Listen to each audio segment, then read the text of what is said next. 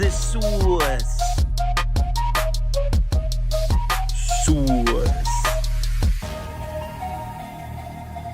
Hey, get the sauce. Yo, are we live?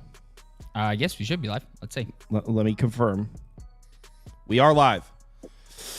Good morning, everybody. Happy Sunday. Hope you're all enjoying your weekend.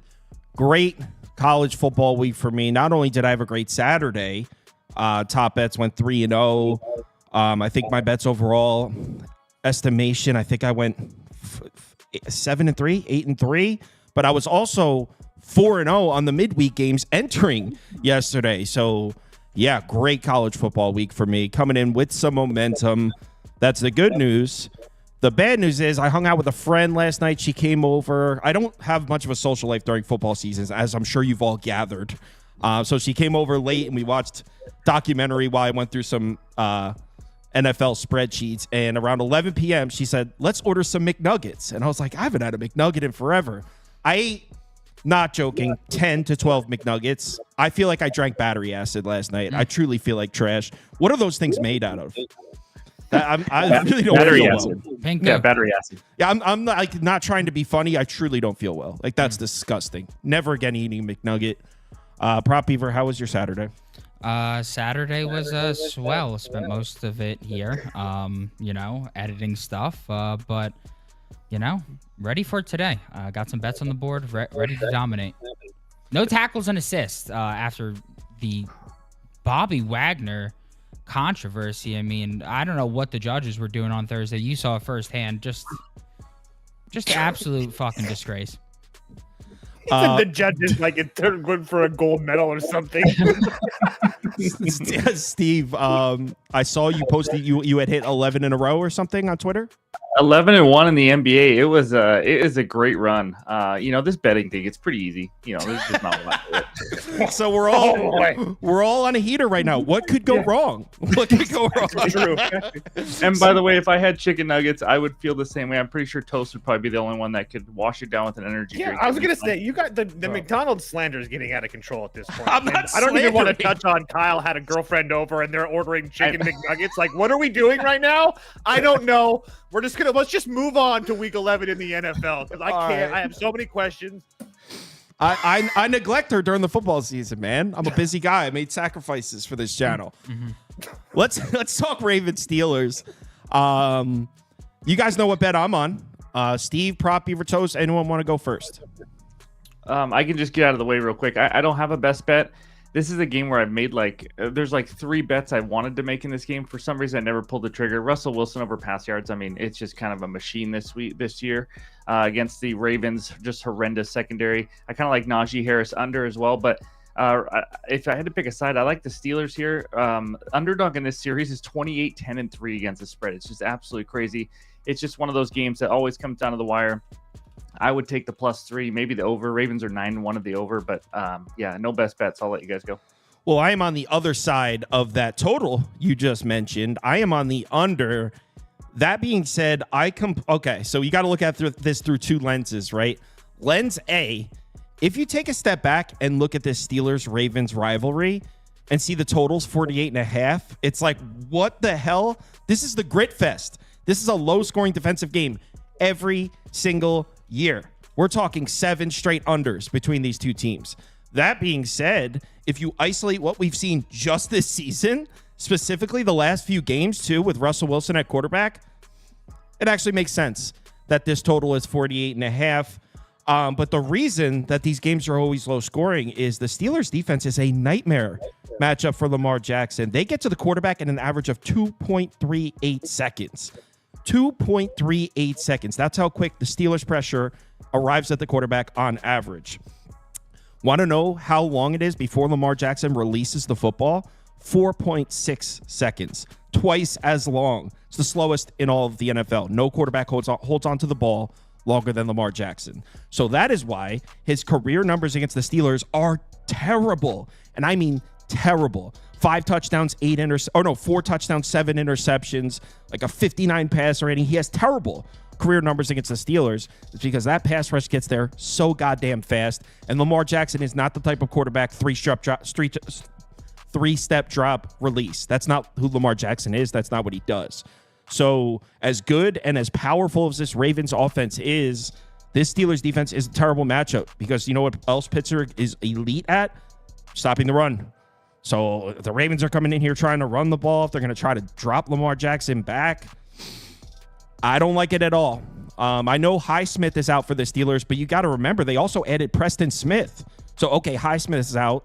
They added another edge rusher there. So I hate the matchup for the Ravens offensively here. And on the other side, I actually can see an angle for Russell Wilson throwing the ball in this game. Steve, I don't hate that bet. But we're talking about 48.5 point total. Do we really think the Steelers are going to put up 28 on Baltimore in this one? I know the Ravens have been over machines, but I'm sticking with the trend here. 7 straight unders. I think the Steelers defense is going to have Lamar Jackson in prison. Give me the under. Yeah, I'm going to follow your coattails right there. I also like the under. I don't know if follow your coattails is the proper terminology. I mean, I think I actually was the main person who liked the under in this case. Yeah, so I really do like the under in this ball game. Under 48.5. Lots of people in the comments do not like the under here. I mean, people, this is an AFC North grit fest. I don't care who the fuck we got as the weapons in this ball game. I don't care if Lamar Jackson is coming for the MV3. We got Mike Tomlin, who, as much as I do like to shit on the guy sometimes, say that maybe he's a bit overrated as a coach lately. What have you done for me lately? He's having a fantastic season thus far, and he has Lamar Jackson's number. We just have to go ahead and say that whatever he does defensively against Lamar Jackson, he just flat out knows how to stop this guy. And if we just look at the matchup, the Steelers do not blitz to create pressure. Lamar Jackson, much better when he's, Lamar Jackson is much better when he's not blitzed. So when he's blitzed, that's something that you don't want to do. On top of that, we know the Steelers lean on the run game to set up big opportunities for rush through the air. Well, that's going to be quite tough here against a Ravens rush defense that has been arguably the best in the NFL. I saw somebody mentioning the fact that the Steelers offense is going to be able to rip through this Ravens defense about how the Ravens pass defense is so bad. I mean, look at who the Steelers offense has seen on their hot streak thus far. I mean, they scored 37, 26, and 28 points. But the rush defenses they saw as well were the Jets, the Giants, and the Commanders. Some of the worst rush defenses in the NFL. And Arthur Smith offense is an offense that establishes the run to set up big opportunities and play action. Well, the Ravens rush defense is one of the most elite rush defenses in the NFL. If they can't establish anything on the ground, then I think it's going to be extremely tough for them to set anything up in play action. And on top of that, Russell Wilson has really only been effective when blitzed. I mean, first in yards per attempt when blitzed compared to 16th. First in big-time throw percentage when blitzed compared to dead last when not blitzed. On top of that, Ravens run a lot of too high.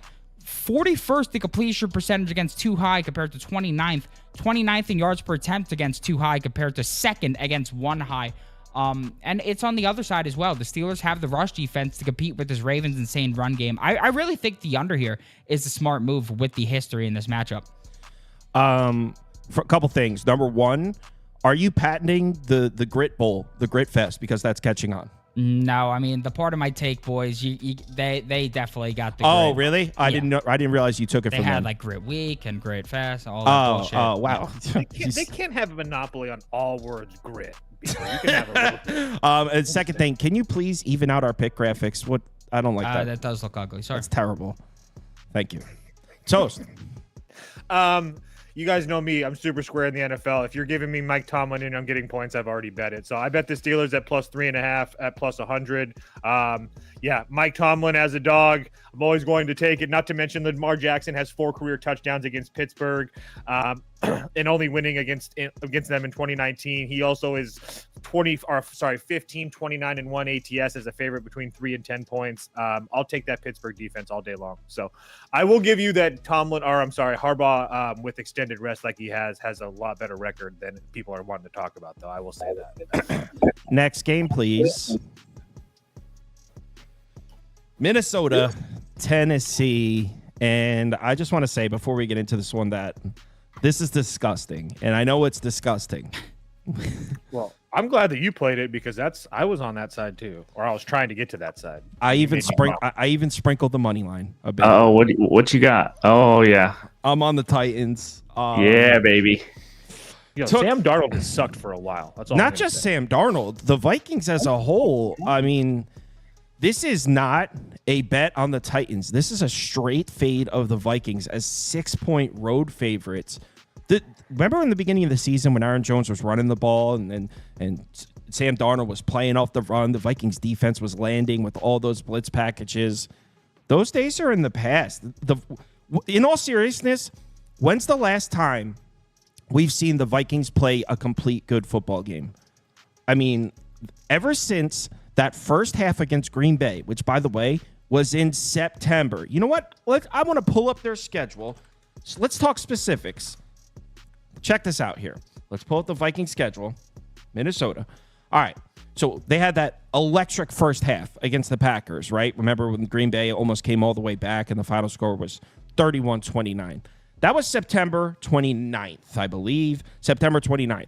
Since then, they played the Jets in London, which, by the way, they should have lost. Aaron Rodgers threw a pick on the 10-yard line. They were about to lose that game. They played the Lions and lost. They actually looked all right against the Lions, but I know the final score was 31-29. If it wasn't for the fumble recovery, I mean, that might have finished the 10-point game. The Rams, they got beat by 10 points by the Rams, who, by the way, have looked like shit. The offensive line's terrible. They played a disgusting game against the Colts where they was down at half, and Joe Flacco was so bad that Joe Flacco gifted them that one. And then they played the ugliest game ever, 12-7 against Mac Jones. You can make the argument that the Vikings haven't played an awesome football game since week 3 against Houston. How are they laying 6 points on the road? Want to know the Vikings rushing numbers recently? In their last 6 games, 6, not a small sample size, they have a 32.4% success rate per rush. 32.4%. That's terrible. The run game is gone. Sam Darnold has turned into a pick machine. It kind of looks like he was just riding the run game in those first few games and working out a play action because, I mean, every time he drops back, I don't trust him anymore. So the Vikings run game isn't working. They're on the road against a great defensive front. But yes, the Titans secondary, they're all sitting. Cheeto's out. Snead is out. Andre Diggs, they're all out. None of them are playing. But I don't trust Sam Darnold to cover a 6-point spread on the road with his arm. He couldn't even make throws against Jacksonville last week. That's the worst secondary in football. Sorry, I mean, that's probably unfair. One of the worst pass defenses in football. Couldn't even throw the ball on them.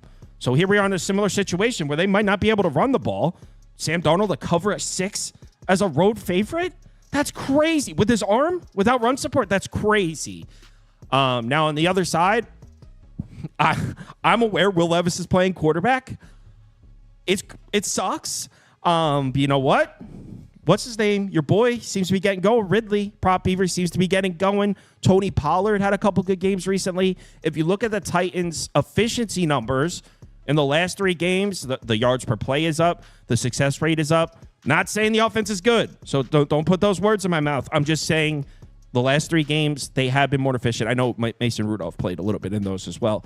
But Ridley's looks like he's getting comfortable. Tony Pollard, like I said, this should not be 6. This should not be 6.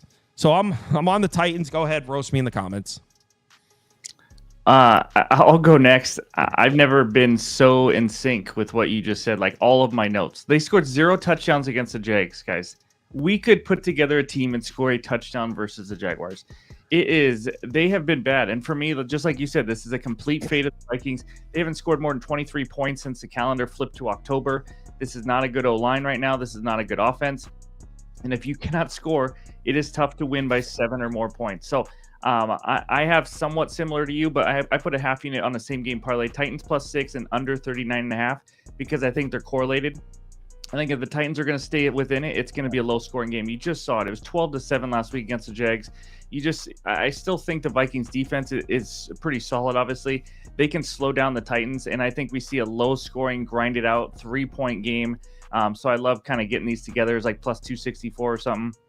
But this Vikings offense, Kyle just said everything that I agree with. So I like the under. Also, the Titans are the slowest paced offense in the NFL, even slower than the LA Chargers. So that's my bet in the game. And then Kyle also took the other one. Calvin Ridley, over 53.5 receiving yards. One of my favorite player props of the weekend. I used it in a ladder of 60+. I know it's not a big ladder, but you go 70+. He's an absolute beast without DeAndre Hopkins. In his last 3 games, 143, 73, 84 receiving yards, second most in the entire NFL, only behind Jamar Chase. Also 32.3% target share since DeAndre Hopkins left. It's just crazy. And here's a weird stat. He has totaled 690 total air yards on incomplete targets this season. I mean, that's just crazy. That's the most in the NFL by far. He's an absolute stud. Dream matchup. Vikings give up the third most receiving yards to wide receivers, etc., etc. We know the Vikings give up a lot of pass yards. So give me the Titans +6 and the under as the same game parlay. And then also Ridley over with maybe a little ladder option there. Love it. Someone in the comments said, I said this should not be 6. And Rick Bob said, you're right. Should be 7. Prop Beaver. Yeah, I'm kind of in the same boat as you guys. I mean, I almost wanted to just tape my mouth shut. Prop Beaver, point the mic at your mouth a little. I kind of just wanted to tape my mouth shut when we got to this game because of my history with Will. Just an absolute scumbag, a guy who doesn't respect money.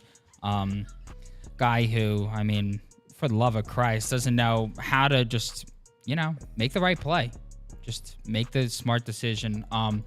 I took the under in this game, and I took Darnold under 240.5. Basically, my under was my way of taking the Titans +6. I just couldn't physically, humanly bet any more money on Will Levis. I didn't want to be 0-8 doing that this season. I'll do it another way. So the reason why I like the under so much in this game, I guess we'll talk about the Darnold aspect of this first. Darnold under 237.5. Darnold's over the line in 4 straight. I think this is an excellent spot to sell high. Titans have allowed the fewest pass yards per game, just 156.7 per game. Second fewest yards per attempt, 5.6, and fourth fewest opponent completions per game. And who did his 4 overs just come against that he faced? The Rams, Colts, Lions, and Jaguars. Those teams are 22nd, 27th, 28th, and 30th in pass yards per game allowed. So all bottom 10 defenses and pass yards per game allowed. Now he's facing the toughest defense in terms of pass yards per game allowed. And while one could point out some of the key personnel missing for this game, just like Sauce did, I just really don't like the matchup for Darnold in terms of coverages regardless. We got the Titans, who are 10th in zone coverage. Darnold goes from 5th in passer rating versus man to 23rd versus zone. On top of that, 2 high coverage. Titans are top 10. Darnold goes from 4th in passer rating against 1 high to 18th against 2 high. Another thing, the Titans are 1st in cover 4 frequency. 25% of their plays are in cover 4, a very high percentage. Darnold against cover 4 has been awful. 28th in yards per attempt, 34th in big time throw percentage, 31st in turnover worthy play percentage. So I think he's really going to struggle in this spot. And then on top of that, what does Darnold like to do? He likes to stretch the field. Frequency, medium, A, deep, A. The Titans passing depth, 8th in medium DVOA, 2nd in deep DVOA. So I really think he's going to struggle to rack up yardage here. And then that I think that Darnold's going to struggle here, but I really think points are going to be a struggle in all other phases of the offense as well here. Vikings run to set up the pass game, and they have a disadvantage in all terms statistically on the ground. Yards per carry, success rate, EPA, and DVOA. And then this is why I can't bet the Titans. I think you guys are crazy for betting Titans. Will Levis may be one of the worst quarterbacks we have ever seen in NFL history at handling pressure. 27.5 PFF grade under pressure, 38th. 47 passer rating under pressure, 36th. 30 pressure to sack rate, 37th. That's amongst 38 quarterbacks. The Vikings blitz at the highest rate in the league to create pressure, by the way. When Will Levis is not blitzed, his completion percentage is 6th. His passer rating is 19th. When he is blitzed, that goes to 26th and 38th. And then when you go to the icing on the cake here, the Titans lean on gap zone concepts at the 2nd highest rate in the league. The Vikings against those concepts are 1st in yards per carry and success rate. I just don't see how points are going to happen here unless via turnovers, and I still feel like I have a 14-point cushion for turnover touchdowns. So, yeah. Yeah, well, your analysis on Will Levis is coming from a place of hate. That's first of all. I was gonna say, didn't he look? Can't you admit that he looked pretty good against?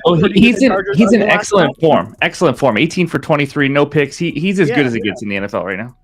I'm just saying. I mean, this Chargers defense isn't some schmucks. I mean, he looked somewhat decent, and then you have Tony Pollard and Spears back. That's gonna help a little bit. I'm on the Titans as well. It was just one of those things where it's the lowest total on the board. I was getting over 6.5 or 6 points. Not to mention, everybody already touched on it, but Sam Darnold's looked absolutely terrible, especially the last couple weeks against the Colts and the Jaguars, who were bottom of the barrel in DVOA.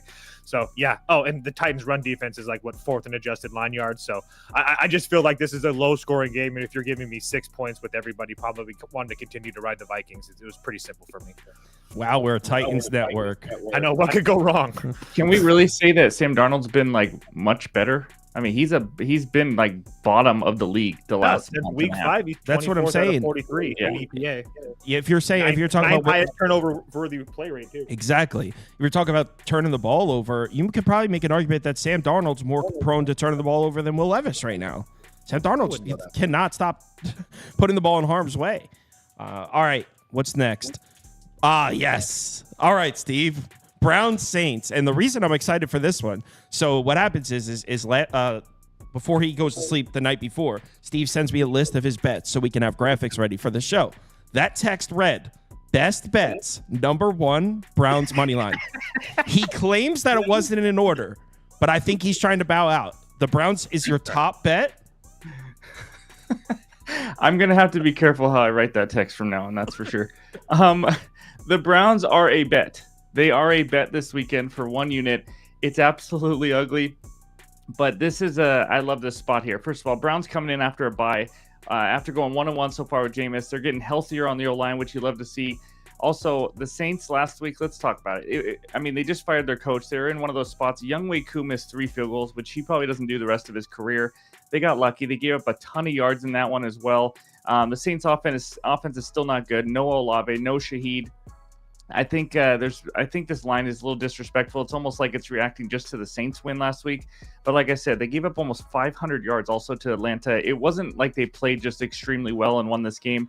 Obviously, no Marshawn Lattimore anymore. This defense has been atrocious for a long time now. And then the Browns, they faced a good Chargers defense before the bye. It was kind of a letdown spot. I had the Chargers on the money line there after they Browns beat the Ravens before that. And this Browns defense, it's not as elite as we thought it would be, but there's no real glaring weaknesses in my opinion. I think they're going to be able to get some pressure on Carr here. And like I said, I love the spot. But also, I think this is a huge breakout game for Nick Chubb. And we'll talk about that in just a little bit. But this O-line with it getting healthy and them facing the Saints, I just think the Browns go in, win in the Superdome, and then Jameis has some awesome quote after the game in a post-game interview, and we all just go to bed happy. But the second bet I have is that Nick Chubb over 60.5 rush yards. This guy is due to bust out. He is a good running back. I'm kind of thinking of the first few games as like his preseason, because it really was. And now he gets the bye, and now he is facing just one of the easiest matchups. His last 2 matchups, the Baltimore Ravens and the Chargers. I mean, those are 2 very, very good run defenses. And I like to see he's got 16 and 15 carries, so he's not on a carry limit or anything like that. And then after the bye week, of course, it's easier to run when you have Jameis Winston at quarterback as opposed to Deshaun, who throws it a maximum of 2 yards downfield and just can't throw in general. So, but the dream matchup, New Orleans, 6th most rush yards per game, 2nd most yards per attempt at 5.1 yards per attempt. I'm expecting 16, 17 carries from him. I think this number is just too low. It's just a great buy low spot for Mr. Chubb. But running backs versus the Saints, it's pretty insane, guys. Bijan 116 with Algier getting 59 that game. Hubbard 72, Javonte Williams 88, which is the most he's had all year, and Sean freaking Tucker 136. I mean, they have been running all over this team. One of the best matchups. I think Chubb goes off. You could ladder him. So give me Chubb over 60.5 and the Finding Jamesons to win. Do you got Chubb over 60.5 rush yards? I got that, yeah, on Friday. You could put Browns up for me too. The difference is I didn't actually place this bet, but no question that's the side I want to be on. And you nailed every single thing I was going to say in terms of when it comes to the Browns offensively, we have to throw out everything we know about this Browns offense up until about week 9 because they had no Jack Conklin, they had no Wyatt Teller, they had no Ethan Pochich for most of those games. That's their center, right guard, and right tackle. And by the way, they're all good as shit. So not only were they missing basically their entire offensive line, but 3 good pieces, 3 of their most important pieces. They're all back now. That's number 1. Nick Chubb wasn't there as well. He's back now. That's number 2. So, and by the way, want to know who was playing quarterback? Deshaun Watson, who was putting up some of the worst quarterback metrics we had ever seen. So everything we know about the Browns offense up until 2 weeks ago, throw it out. It's truly meaningless data. It's not a reflection of the Browns offense that's right here. And then I like what you said. Since we're getting a look at the new Browns offense, not that it's been great, they've seen Baltimore and the Chargers. They've seen 2 tough defensive fronts. So now they go into New Orleans against one of the worst run defenses in the NFL. Like you said, they're going to hand the ball off to Nick Chubb. I don't think there's a damn thing the Saints can do to stop it. And then on the other side, how are the Saints scoring points? in this game. I mean, keep in mind, even last week at home against the Falcons defense, which is ass. Against the Falcons defense, they won the game. They put up 20 points. Their 2 touchdowns were on a 67-yard play and a 40-yard play. In the second half of that game, they were held to like 60 yards of offense. This offense sucks. It's bad, even with Carr. So I don't know how the Saints are going to score either. The reason I haven't bet this yet, when I went to place the bet, the reality set in that I'm laying points on the road with Jameis Winston, and I felt a little queasy. So I couldn't actually pull the trigger on it because it is Jameis Winston on the road, and I can see the Browns dominating this game. 6 yards a carry. Saints aren't doing shit, and Jameis Winston throws 2 pick sixes. I think that's very realistic. So the Browns to the side, I can see Jameis Winston fucking it up. I will say real quick, when I gave this out on Thursday, the Browns were underdogs. So you've seen the line move. I think they were plus 1.5, right? Are they minus 1.5 now? Yeah, they're minus 1.5, minus 120 for the most part on money line. Gotcha. So, I'll just go really quickly, Beaver, because I played the Browns as well. I don't think that for me, the Saints are coming off a game where, like Kyle just touched on, they had 2 bumps to Marquise Valdes-Scantling. Not to mention the fact that the Falcons cannot generate pressure. The Browns are top 5 as far as pressure rate is concerned.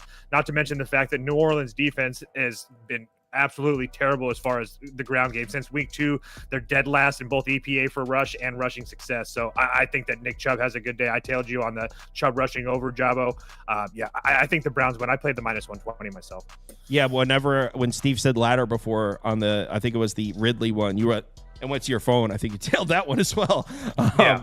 Prop Beaver, you're on the Browns as well. Yeah, I keep hearing people like Kyle that are scared to get to the window because Jameis. I mean, it makes me sad. It makes me sick. It just, people, do you not understand? Sure, Jameis looked bad in that Chargers game. He looked absolutely terrible, but there's things called luck. There's things called wisdom. There's things called spirit that pulls through people. And it's all about the spot. And this is the spot. It's called the game. It's called the big game. It's called the big moments. And this is a big moment. He's the guy who shows up in big moments. Last week was post big moment. He had his big moment against the Ravens. That was a game where he got his first start of the season. He made his beautiful speech before the game, made his beautiful speech after the game, and he showed the fuck up. Against the Chargers, that was a fucking flat spot. Obviously, he shat the bed, duh. Now it's the revenge game. He's coming off the bye, and he's facing a team in the Saints that runs man coverage at a top 10 rate. Jameis Winston, in the 2 games we've seen thus far, has absolutely torched man coverage. Goes from 8th in yards per attempt to 32nd from man against zone, 6th in pass rating against man to 34th against zone. So that's great right there on top of that. We've seen the Saints defense. Weeks 1 through 4, they were fantastic. Weeks 5 through 10, this is a steaming pile of absolute dog shit. You allowed 23 points to Bryce Young and co. I mean, he didn't even pass to the Coke boy in that game. That's pathetic right there. Derek Carr, on top of that, is worse against man. The Browns run man coverage at the 4th highest rate in the NFL. You want to know why Derek Carr looked fantastic last week? He faced the Falcons defense that runs zone at one of the highest rates in the NFL, and they can't bring pressure for shit. Well, Derek Carr against man, 31st in completion percentage, 31st in yards per attempt, 31st in passer rating, 30th in big time throw percentage. That is god awful. Against zone, 4th in passer rating, 3rd in yards per attempt, 4th in hero percentage. Of course he looked good last week. I mean, he was able to throw it to Marquez Valdes-Scantling against some blown coverages. Now he has freaking Myles Garrett coming off the edge with his shitty tackles. I think he's really going to be in trouble. On top of that, for some icing on the cake here, the Browns blitz to create pressure. 4th highest blitz rate in the league. Carr's been horrible when blitzed. 2nd in passer rating when not blitzed. 26th in passer rating when blitzed. And really what has been the issue is turnovers. 2nd in turnover-worthy play rate when not blitzed. 30th in turnover-worthy play rate when blitzed. I know that Jameis Winston is a liability. We all know that. But he shows up in the big moments. This is a big moment for him. He's returning to a team that did not give him the chance to start when he returned back from injury. He's a very prideful guy. And the Rizzler, Darren Rizzi, he had his game last week. He had his big moment. He won his interim coaching debut. They acted like it was the Super Bowl. And that was the reason why a couple people took the Chargers, I believe it was 2 weeks ago, because the Browns win over the Ravens. Everybody acted like it was the Super Bowl. I think it's the same spot, but in reverse this week. Take the Browns. Someone at Krabs in the comments says, how do you feel about the Saints team total under? That's how I was thinking. These guys, I mean, that speech about Jameis Winston was, I mean, straight up weird. And these guys seem to be liking the Browns offense. I like the Browns defense. But I didn't bet this. These guys are way more confident in this than I am. I also like the fact that the Browns getting all those offensive linemen and stuff back coming off a bye, I think helps a lot too. I think there's also just legitimate talent on this Browns offense that hasn't been utilized all year, and I think we're going to see that as well. Two things real quick. Also, it's funny that someone named Krabs was talking about Jameis Winston with the crab legs. The Browns are ranked third. They're the third best team in limiting receiving yards to running backs, and we know the Saints are going to have to rely on Alvin Kamara to throw the ball. So I want to point that out. Next. Okay. We spent entirely too much time on Jameis Winston. I love him. Oh, we got a scorcher here. Okay. It's Jags Lions in Detroit. The line is 2 touchdowns. Completely warranted, in my opinion. I laid it. You laid it? Hell yeah. Did you at least get a 13.5? I got a 13. Oh, sniper. Sniper. Woo! All right, Toast, you laid 13 points. Go ahead. Yeah, it was pretty simple for me. I really didn't think too much about it. The Jaguars, I actually watched a full game of them at your house, and I will never be able to unsee what I saw. One of the worst teams in the league. There's no question about that. The Lions have faced 2 other truly bad teams this season. One of them was the Cowboys. They won 47-9, and the other one was against the Titans. They won 52-14. Detroit has 6 wins last season by at least 12 points or more, not to mention the fact that double-digit favorites are 4-0 ATS covering by 14 points this year in the NFL. And we all know how good Jared Goff and Dan Campbell is, especially indoors in the early kickoff window. I mean, there's all sorts of trends, but I just think that the Lions just blow this team out of the water. Steve, did you lay? I could not get there. But I mean, I could see them scoring. What's their team total? Because I think they could score a bazillion. Should be a lot. It's going to be a lot. Is this one of those where I had the Commanders team total juiced to the over 29.5 earlier this year? And Daniels got hurt, and it still hit. It still hit easy by the third quarter, yeah. No, I didn't lay there. Mine's a player prop. I would definitely lean Lions. There's just no way you take the Jags. I could easily see, like Toast just 30.5, by the way. 30.5. Oh, yeah, that's happening easily. Jared Goff under 28.5 pass attempts kind of goes with that. He's actually under this in 7 of 9 games already this season. And obviously just huge blowout potential. Even in the game where they just scored over 50 points versus the Titans, he threw the ball 15 times. He doesn't need to throw it a lot. And when he does throw it a lot against the Jags, it will take maybe 2 passes to get down the field. That's it. It will not take a lot. Jags, they were good against the run earlier this year, but they haven't been as good lately. They just gave up 159 to Saquon, 88 to Aaron Jones, 127 to Josh Jacobs. Montgomery and Gibbs are going to run all over this team. Jared Goff may not even need to throw it like 20 times. He's averaging 26 pass attempts per game. I think he's going to throw. I just don't think he's going to throw it all. He might not even play some of the fourth quarter because this game is an absolute blowout. So I love Goff under the pass attempts. And then St. Brown, anytime touchdown. I don't know if you guys know, he is now the Derrick Henry of wide receiver touchdowns. Oh my goodness. He has scored in 7 straight games. By far, it's not even close. The highest red zone target share for Detroit at 32.4%. Next closest, a running back. Jahmyr Gibbs at 16.2. Obviously now facing the Jags. 6 most touchdowns to the wide receiver position, giving up the fourth most yards to the wide receiver. I love St. Brown. I got it at plus money. It was like plus 105. And you don't usually get plus money for a guy who scored in 7 straight games. So I like St. Brown to score. I like the under pass attempts for Goff. And I'm with Toast. I see this being a blowout. Lions team total, Lions spread, whatever. Really quickly, too, I know you guys are going to laugh. I've gotten a couple messages about this Bates kid, this new kicker for the Lions. I personally, if I had to play it, I would play his kicking points over 8.5. Usually when they're 8.5 and not 7.5, it's telling you something. And you also, if the Lions are scoring touchdowns, you don't want to worry about them kicking field goals. Get that look off your face, Kyle. Usually when it's 8.5 and not 7.5, they're telling you something. If you don't know the market, you don't know the market. He's getting messages you don't know about the market kickers. without telling me you don't know the kicking market. It's all good. You don't have to know everything. It's okay. Oh my God. He said usually when it's 8.5, not 7.5, they're telling you something. So that's like Beaver coming on here saying tackles and assists 7.5. They're baiting you. They're baiting you. They just don't know. They don't know have their fingers honestly, on the okay. Toast. I don't even know about the defensive tackle and assist market these days. These guys don't even fucking wear glasses when they watch the games. In Prop Beaver's defense, he was here working. We watched that game. Bobby Wagner had a clear-cut tackle, and they gave it to Jeremy Chin. So, like, he's not even whining or being unreasonable. It was ridiculous. I'm over the defensive the tackle market, we're done. But anyway, put up a Jags graphic. Asterisk. I did not bet this. But if it's at 14, it's only Jacksonville here. Yes, obviously, we know the Lions are going to score on the Jags defense, but like Steve said, it's not like the Jags are terrible against that run. They're okay. I mean, they were better earlier in the year, but this isn't a bad run defense. They're okay. Secondary has been injured for most of the season. They're fully healthy. Well, it's the Lions in Detroit. They're going to score a lot of points. I'm not saying they're not. Just saying this Jags defense, it was banged up. They're decent against the run. It's not just a walkover. And on the other side, I mean, this Lions defense might not be very good right now. They're not generating pressure ever since, Hutchinson. Jesus Christ. I forgot his freaking name. Ever since Hutchinson got hurt, they're not generating pressure. They play a lot of man coverage. I mean, who's covering Brian Thomas? Who's covering Evan Ingram? These are tough covers for man coverage. Mac Jones is going to have clean pockets to throw from. I'll just say this. Mac Jones is going to have opportunities to make big throws in this game. Is he capable of making them? Who knows? But it would only be Jags. I didn't bet this, so I'm not going to waste any of your time talking about it. Not even going to start. Pass. I was going to say that this is the biggest favorite the Lions have ever been since 95, I believe it is, when I was like 9 years old. But it was also, I think, against the Jags in their inaugural season. Just a random someone said, don't overthink this, Kyle. In my opinion, overthinking it is taking the Lions. They're going to give you 2 free touchdowns in an NFL game. You take it blindly. So in my opinion, the Lions side would be overthinking it.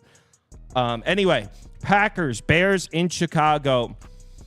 I went over this one in the YouTube video. I didn't end up placing the bet. I think it's at 6 now, so maybe I'm a little more inclined. Let's see if it's at 6 across the board here. Yeah, there's 6s out there. Yeah, so you can get 6 now. It's bringing me closer. It's only Bears for me here, but in my opinion, the reason you could put Bears up for me. Yep. But the reason I didn't actually place it is there's just way too big of a question mark when it comes to the matchup for Jordan Love. His against the Bears coverage, the cover 3, the single high safety looks at the Bears run. Jordan Love has terrible completion percentage, like 35th in completion percentage against cover 3, 32nd against single high safety, something like that. Like the efficient, consistent passing attack is not there for Jordan Love against these coverages. And by the way, the Bears in Chicago, no one's been going in there and throwing the ball. They got a pass rush. This is a tough defense to throw on, especially in Chicago.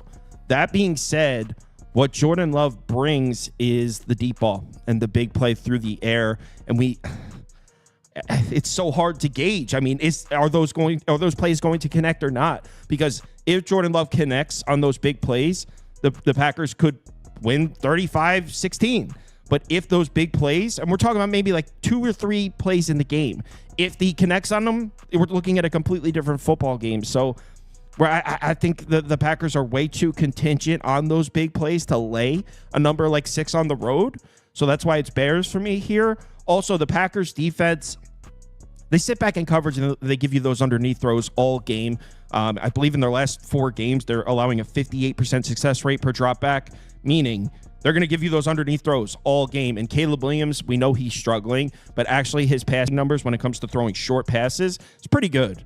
He struggles when he tries to get the ball downfield. So the Packers have been giving opponents these short passes. If Caleb Williams is willing to come out here with a conservative, I mean, willing as if it's his choice. It's probably the OC's choice, the new OC, by the way. If they're willing to come out with a conservative offensive game plan, take the 4-yard hits, take the 5-yard hits underneath that the Packers are going to give, I do think there's a path to the Bears moving the ball or at least staying on the field and moving the chains in this game. So I can't lay 6 with the Packers. It would only be Bears, but as of right now, I have no money on this game. Steve? Yeah, no, I agree with a lot of that. I didn't get to the window with the side here. Packers are 10-0 against the spread and straight up. The last 10 games versus Chicago, I mean, they absolutely own them for whatever that means. You know, it's obviously different teams and stuff. But since 2019, also the Bears, the least profitable ATS team in the entire NFL versus teams in their own division. 8-21-1 ATS. They struggle in division. But I agree that it does seem like a lot of points. So it kind of goes with what you just said. My best bet in this game, and I added it yesterday, Josh Jacobs. I think he has a big game here. Over 70.5 rush yards. I do think Jordan Love may have some struggles throwing the ball in Chicago, but Jacobs has been good. I wasn't a believer in Jacobs at the beginning of the year, to be honest with you. He's at average 5 yards per carry over this in 6 of 9 games now, 95 plus yards in 2 straight. He's been really good. And I'm expecting the Packers to hopefully play with the lead or at least competitive. Chicago's not going to run away with this, so the game script's going to be fine. And the Bears' run defense has just been flat out bad. I mean, ranked 25th in rush yards allowed to running backs. Just gave up 74 to Stevenson. 65 to Brian Robinson, a ton to James Conner. Jacobs is averaging more yards per carry than all those guys. This is just simple one for me. Good game script, volume, matchup, all that is there. I think we see a running game, possibly an under in this game as well. I can't back the Bears. Their O-line is just a mess. Ugh. Their whole team is a mess. It's just ugly to watch. And I know that if I took Bears +6, I'd watch like 5 minutes of it and just regret just all of it. So I give me Josh Jacobs. I will say, and someone said this in the comments on the video I uploaded last night, I think it was a Bears fan, was like, Kyle, don't do it with the Bears. The hype is gone. Nobody believes anymore. And judging by the poll, people were buying into Caleb Williams. 70% Green Bay, just 20% Chicago. So when that Bears fan said in the comments that the hype is gone, I think he hit it right on the head. Nobody is backing this Bears team right now. And maybe a buy low? I love that. Right? Like it's a buy low. Thank God. That is actually the perfect time to buy in. I got to be honest. I'm not the biggest Caleb Williams guy. Kind of think he's a little bit of a pompous prick. I personally love to see him struggling a bit out the gates, but... Wait, did you call him a pompous prick? Bit of a pompous prick. Yeah, that was what it was. Yeah, he wants the ownership of the team. He doesn't need to try out or anything at the draft. I mean, he's got it all set, man. He's Mr. Number One. He's the best. Wow, he doesn't get nervous at all. Sure looks nervous last week against that Patriots pass rush. Anyways, Caleb Williams, what has he been most successful at thus far? Attacking the short area of the field. Now, one would think that he sticks to that because in terms of tiers of his DVOA, against a short pass, B-, C- against the medium pass, F against the deep ball. Same with the pass rating, B against the short, C+ against the medium, F against the deep ball. It is clear that attacking the short area of the field has been the only thing that's working for him thus far, and that aligns perfectly with the strengths and weaknesses of the Packers thus far. They're 5th and 6th in medium and deep pass DVOA, but 30th in short pass DVOA. If I'm the new OC, Thomas Brown, I'm making things as simple as possible for Williams after the shit show that Waldron regularly schemed up, leading to long developing routes of guys running into each other in over-congested spots in the field. Today, what should the focus be? Quick dropbacks, getting rid of the ball immediately to overcompensate for the offensive line that is struggling against the most pathetic of pass rushers. I mean, last week, the Patriots pass rush, a unit that was bottom 5 in both pressure percentage and sack percentage heading into their matchup, had 9 sacks and a 44% pressure percentage. I mean, that just simply can't happen. And the Packers, despite having a good defense, they've allowed an obscenely high rate of passing rate success. In fact, they're 31st at opponent pass success rate. We've seen 6 of 9 opposing QBs hit this line, averaging 20.3 completions per game. And in fact, opposing away QBs have been especially profitable. They're 4-0 to this line, averaging 24 completions per game. Williams' attempts line in this game is juiced 29.5 over and 30.5 on most books. With 29 plus attempts, he's over his last 5 or 6 games, averaging 23 completions in a game where likely, I mean, just based off the history, I mean, I think the Bears' pass defense is also slumping a bit. Where the Bears likely lose, I think that he's going to have to complete the ball. Yeah, I like that bet. And guys, I know you don't trust Caleb Williams, but what he's saying is the Packers have one of the worst defenses in the NFL when it comes to defending short passes. They're 30th in DVOA. And although Caleb Williams has some terrible numbers, if you look at his numbers specifically throwing the short pass, it's actually efficient. So, I mean, there is a path to it. I said that a lot last night. There is a path. There's a path here. Yeah. Toast? Yeah, it's a pure pass for me. There's just no way. I don't even want to bet this game. The Bears haven't scored a touchdown in 23 straight offensive drives. They've got a whole bunch of injury questions that you guys have all alluded to. Matt LaFleur is actually really good with extended rest and prep, but at the same time, Jordan Love is never closed as a favorite of over 5 points or more, so this is kind of unknown territory to him. Not that that matters to him, but it's just not something I want to deal with. Next. 23 straight drives. Wow. I know. I went and counted. Question: are the fish back? Toast? Are they back? I think they're back. You gave me confidence. But Yeah, well, you I didn't bet almost them, did you? No, I almost bet him last night at 7. I may have missed the boat. Pretty sure it's 7.5 across the board. The reason I held off. Oh, so by the way, what we're talking about is me and Toast talked last night in the Discord about possibly laying 7 with the Dolphins. Didn't end up doing it. The Dolphins is the side I want to be on. The reason I didn't end up pulling the trigger is there's one thing missing, because we're talking about, are the fish back, right? Last 3 games since Tua came back, like 26 points per game, yards per play is up, success rate is up. Offense is starting to somewhat resemble the Dolphins offense we saw last year, which was number 1 in the NFL. Now here we are. So if the Dolphins are back, here we are at home in a regular season game against a bad team. This is when the Dolphins eat, right? At home in a regular season game against a bad team. If the Dolphins are back, put up 45 points for them, because that's what they do. The reason you could put Dolphins up for me, because that is my pick for the game, but I didn't end up in it. The reason that I'm a little hesitant to pull the trigger is Tua Tagovailoa's numbers when given a clean pocket are not there. And you saw it if you watched that Rams game on was that Monday night? Yeah, on Monday night. I mean, the Rams have a pass rush. The Dolphins offensive line was giving him some pockets to throw from. He couldn't find a receiver. I don't know if they weren't getting open. I don't know if he's not seeing the field properly. I don't know if he's not on the same page as his receivers. I don't know the reason for it. I suppose we would have to sit there and really break down the film to figure that out. But what I saw is Tua dropping back, given a clean pocket against the Rams secondary, which is not good. It's the weakness of the team, and unable to find receivers. Now, the Dolphins won the game thanks to their defense, so I won my bet. But Tua, if you look at his splits this year, when given a clean pocket, he doesn't have great passing numbers. And the reason that's significant is last year, if we're saying the Dolphins are back, last year, Tua was hands down the best quarterback in the NFL when given a clean pocket. It actually wasn't close. When Tua had a clean pocket last year, he was a cheat code. So that aspect of the Dolphins is not back. But in terms of the two-headed rushing machine with Achane and Mostert, that seems to be back. So in this game, I think the Dolphins are going to be able to run the ball no problem at home against the Raiders.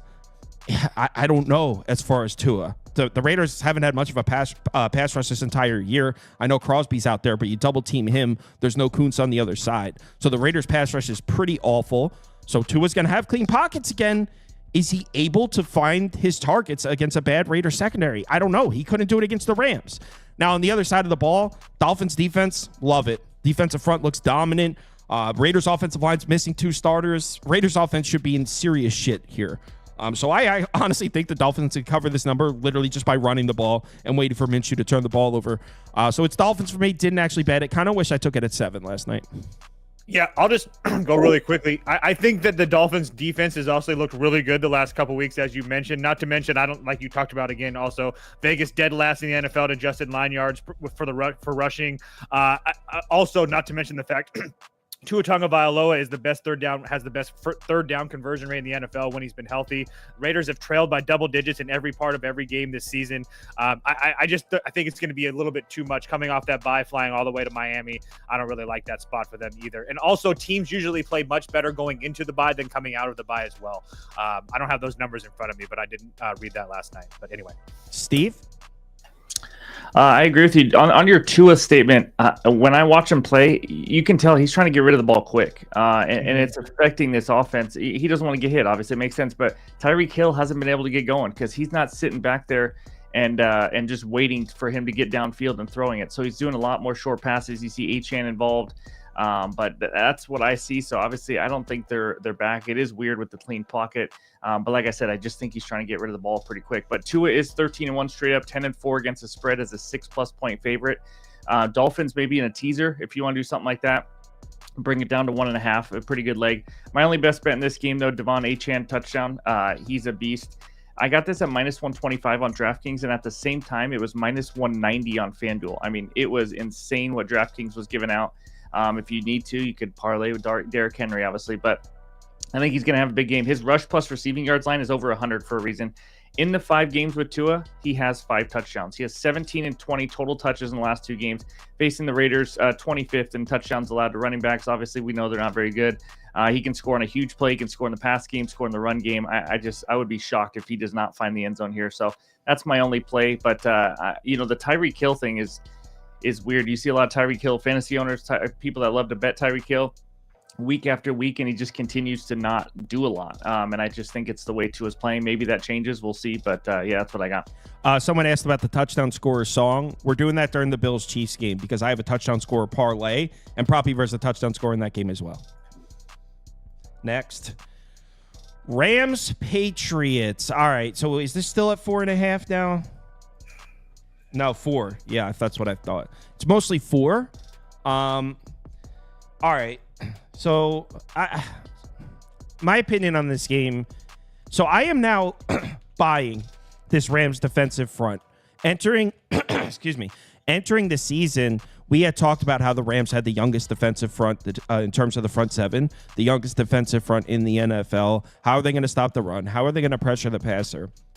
Pass rush showed up pretty quickly. They've been pressuring the passer for a while now, but recently, the last 3 games, I don't know what the hell's going on. Check this out. In the last 3 games, the Rams' run defense, they're allowing 80 rushing yards per game, 3.3 yards per carry, success rate below 29%. Elite numbers against the run. That's against the Vikings, the Seahawks, the Dolphins. So it's not like they played cupcakes. They played 3 decent offenses, shut the run down in all 3. So I'm officially a buyer when it comes to this Rams defensive front. This is a top 10 pass rush, and now they're looking like a run defense as well. So I'm in on the Rams defensive front. I think it might be good as shit because they continue to show us that. That being said, I'm not buying basically any other aspect of this Rams team. I don't like the secondary. The offensive line is terrible. It's really hurt. Actually, Avila and Jonah Jackson are back and didn't help anything. They got bullied last week by the Dolphins defensive front. Maybe having Jonah Jackson and Avila back on the field, maybe they needed a game to get themselves acclimated. But until I see it, I cannot have confidence in this Rams offensive line because it's been really bad, which makes laying 4.5 impossible. If I had to place a bet in this game, it would be, Prop Beaver, there's a graphic for this. Yep. It is the Patriots team total under 19.5. If I had to place a bet in this game, this is the way I would go with it. Like I said, I trust this Rams defensive front. I think they're able to take Stevenson out. There's a graphic in there. I put it in. You must have refreshed the. I trust. Like I said, I trust this Rams defensive front. I think they're capable of taking Stevenson out of this game, and it comes down to Drake May with the Rams top 10 pass rush. I like my chances there. So I think the Rams defense can do their job here. As far as the Rams offense, I'm good. I don't know what to think. So I would lean towards the Rams, but I'm not laying on the road with an offensive line I don't trust. So Patriots team total under. This would be my bet in this game. Curious why you went Rams the team total under instead of under in the game. Because I think the Patriots defense is terrible. They run man coverage against those receivers, and I also think there's a path to the Rams just going nuclear, and those 2 offensive linemen for the Rams just needed it. I think I wouldn't be surprised if the Rams win this one 40-13. Wouldn't be shocked. So it's more so it's not so much that I think the Rams offense sucks. It's just I think there's a lot of variance on that side. I think they could be held to 10 points. They could score 40 points. Neither would shock me. That makes sense. Okay. Well, I mean, I agree. The Rams' run defense has been really good. My best bet in this game is Drake May over pass yards. Even if they're losing, he's going to chase. It's 202.5 is where I got it, and that's just too low for me. He's started and finished 4 games this year. He's already over in 3 of the 4. The 2 weaker pass defenses he faced, Jags 276, Texans 243, and then he faced 2 really good pass defenses in the Bears where he had 184, but he only needed to attempt 25 times because they were leading the whole time pretty much. And then he faced the Titans, the lowest pass yards per game given up. He had 206 and went over this. This line is just flat out too low, in my opinion. You could take passing plus rushing as well. I do like his rush yards over. But the Rams 22nd and ranked in pass yards allowed. Obviously, it's going to come down to this pass rush. They got to make sure they can give him a little bit of time. But the Rams have already allowed 8 of 9 opposing quarterbacks to go over this line. So the only one that didn't go over was Caleb Williams. I mean, that doesn't really count with how he's playing. Rams have given up the 3rd most pass yards per attempt. They give up some big plays.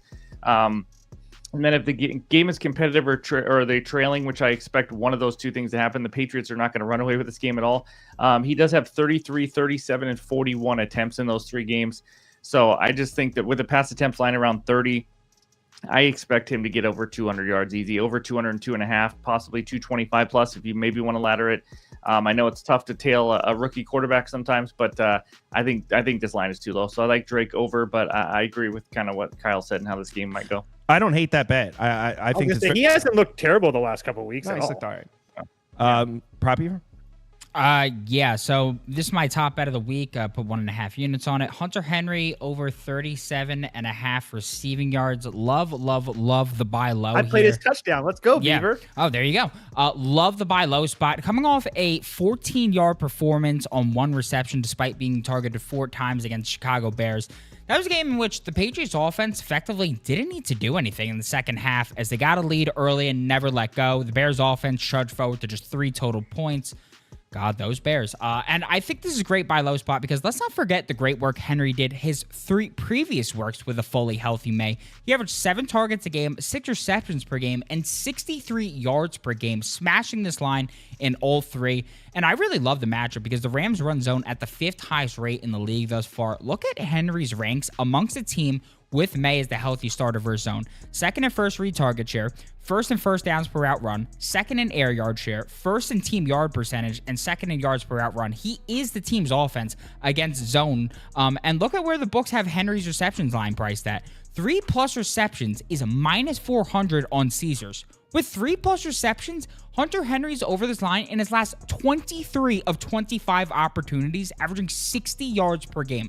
That is a 92% hit rate. And here's the icing on the cake for me. The Rams have struggled mightily to defend tight ends this season. They've allowed the 9th most yards per game, the 2nd most yards per reception, and sit 23rd in DVOA against the position. In fact, after holding Sam Laporta under his total week 1, a guy who's been a massive disappointment for his expectations this season, they've allowed a tight end over the receiving yards total in the following 8 games. So this was a 1.5 unit play for me. Had to take the over. Toast? Beaver literally took everything I had. I even had the 23rd in DVOA. I thought I was going to be really smart and he was going to be praise me, but he took it. So good job, Beaver. He probably hacked into your notes, bro. I did. I know. We're all that share that Google stuff. I guarantee. Yeah, he hacked right into your shit. Good. Let's go on to the next one. You have a Hunter Henry touchdown, right? I did. Yeah. Next. Colts, Jets. I bet this game, and I just want to say I'm a sick person. I laid 4 points with the Jets. I know. I deserve to be laughed at and pointed at. It's like Florida State for college for you. You just can't get enough. No, Florida State is worse. Okay. Florida State's worse. But this, I mean, I'm on the Jets. I laid 4. Didn't even get a 3.5. So like didn't even get the best of the number. Jesus. Not only did I bet Jets, but like I bet it incorrectly. So yeah, I'm on the Jets here. This is bad. But I just want to say, I want to make this very clear. This is a pure 100% fade of the Colts. This is not a bet on the Jets. I know it looks like a bet on the Jets, but it's not. It's a fade of the Colts. This Colts team is in terrible shape right now. Anthony Richardson is back. The thing is, what is this Colts team with Anthony Richardson? They're a rushing team. And you know what? They were pretty good at it early in the season. When Anthony Richardson was playing, they had themselves a rushing attack. This offensive line is wrecked right now. They're missing the center, the right guard, the left tackle, and Braden Smith, the right tackle, he's questionable. If Braden Smith doesn't play, they're missing 4 starters on the offensive line. So I don't know how, even against a Jets defense that has shown us they're vulnerable to the run, if they're missing 4 offensive linemen, there's no way I get back a rushing attack here. Not to mention, it's Anthony Richardson on the road against a good Jets secondary that runs man coverage. Do you guys remember Anthony Richardson's numbers against man coverage? He was like 1 for 16 or something. It may be 1 for 55 after that Texans game. Yeah, his numbers against man coverage are like he was completing less than 5% of his passes. We're not exaggerating or like truly terrible. Like some of the worst numbers I've ever seen. 1 completion of 17 attempts or something crazy. I think that was before the Texans. I'll try game. and get it actually while you're talking. Yeah, can you go pull that up because it's so nuts that it needs to be repeated. So Anthony Richardson trying to throw the ball against the Jets man coverage is crazy. So yeah, I don't like the Colts at all here. On the other side of the ball, the Jets offense, it's clearly not great at all. But the Colts defense will be without DeForest Buckner in this game. In my opinion, Jets get to 17 points and they could cover this because I don't expect the Colts offense to do much. So I would also lean towards an under, but I also think that we could be gifted some points via the Colts' bad offense. Turnovers, terrible field position. I think the Jets could be really helped out here. So, yeah, I'm on the Jets. I laid this. What do you have as completion percentage? Anthony Richardson, folks, for those at home. Against man coverage. Kids, cover your kids' ears. Has a league worst 25% completion percentage and also a league worst 36 passer rating against man coverage this year on 39 dropbacks. Yeah. I mean, for the love of Christ. Yeah, that's ugly. Jets up. This is who you went to bat for before the season, by the way, Jabbo. And Okay. I'm glad. No. I'm glad you brought that up because I remember you saying the Colts are going to start 8-0 or 0-8. Sorry. Oh, They were 4-4 after 8 games. I just want to point that out. And at that point, they were the number 1 ATS team in the NFL. So don't even begin with this. Okay. But I cannot help but laugh with Anthony Richardson. That is hilarious. His completions is at 14.5. Stat line. That is ridiculous. And I like the under, by the way. But I agree. Kyle is sick for betting a spread in this. I mean, this is disgusting. My best bet in this game is Jonathan Taylor anytime touchdown. I got it at -110. When Anthony Richardson plays, like Kyle even mentioned it, they're a running team. They run the ball better. I understand that they have some O-linemen down, but he just doesn't score with Flacco. He just didn't, even though Flacco is one good-looking guy. But he's been a workhorse lately, Mr. Jonathan Taylor. 20-plus carries in 4 of the last 5 games. He has 5 touchdowns in 5 games with Anthony Richardson. I mean, he's a scoring machine. I think he has a pretty good game here. And then we obviously get a Jets defense who just isn't very good in general. They've given up 25th in rush yards allowed. Like I said, his line is like 80 something, and you get that for a reason. He's gonna run all over him. He could score in the red zone. He can score from deep. I think Jonathan Taylor scored a touchdown. I'm surprised it's -110. I don't know if it still is, but I do like him to score. And then I would not bet aside. I would highly recommend not. Jets toast. I said it to you guys before the show. I'm on Jonathan Taylor as well, so I was happy to see that Jabba was on him. I played over 81.5 rush yards. He talked about Anthony Richardson and his completions. I think they're going to give Jonathan Taylor a ball a lot.